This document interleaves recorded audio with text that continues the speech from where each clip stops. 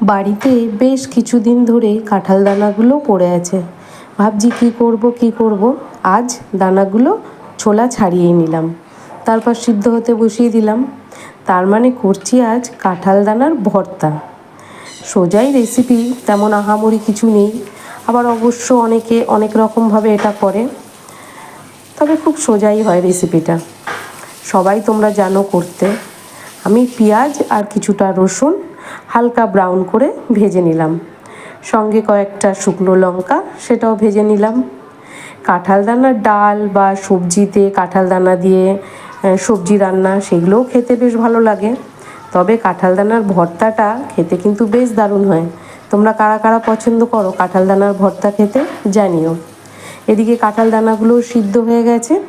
এবারে শুকনো লঙ্কা, সর্ষের তেল মানে কাঁচা সর্ষের তেল আর ভাজা পেঁয়াজ দিয়ে আর পরিমাণ মতো নুন দিয়ে মেখে নিলেই রেডি টেস্টি কাঁঠাল দানার ভর্তা।